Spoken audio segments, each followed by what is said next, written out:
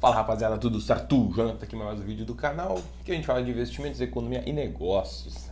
E esse vídeo eu queria ser um pouquinho mais técnico, talvez, não necessariamente assim, mas alguns termos que a gente usa bastante no mercado quando a gente está falando principalmente de gestão de risco, que são os riscos sistêmicos e os riscos não sistêmicos.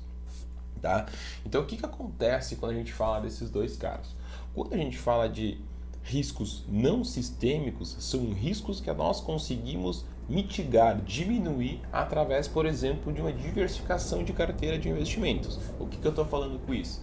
Quando eu tenho uma carteira de investimento que eu estou totalmente alocado em ações, né, eu estou tendo um risco atrelado a uma única classe, é um risco não sistêmico. Como que eu diminuo esse risco não sistêmico de estar somente em uma classe de ativos? Eu posso incluir na minha carteira um pouco mais de fundos imobiliários, eu posso incluir um pouco na minha empresa, na minha carteira renda fixa, posso incluir cripto, eu posso incluir investimentos internacionais, né, eu posso incluir metais, ouro, prata. Então eu consigo fazer uma diversificação. Então eu faço com que o risco não sistêmico ele diminua. Ou dentro de uma carteira de ações, como é que eu diminuo meu risco não sistêmico?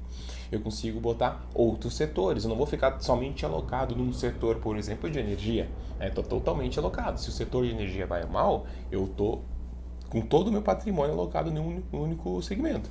Então eu incluo financeiras, eu incluo seguradoras, eu incluo commodity, eu incluo alimentos, então eu consigo fazer uma diversificação e eu diminuo o meu risco não sistêmico. E o risco sistêmico é aquele que a gente não tem como fazer essa diminuição, a gente não consegue controlá-lo de alguma forma. Na verdade, a gente também não controla de fato o risco não sistêmico, só que a gente diminui o impacto.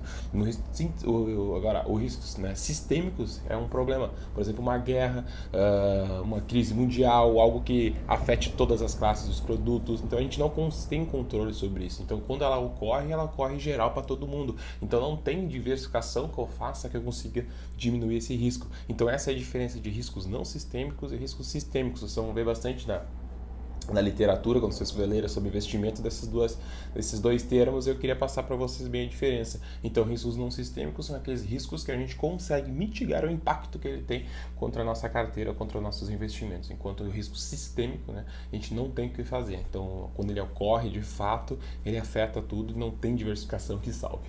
Tá bom, gente? Espero que vocês tenham gostado. Qualquer dúvida aqui embaixo, tá bem? Dá um like, né, e comente aqui embaixo que a gente vai conversando. Um abraço para todo mundo e sucesso!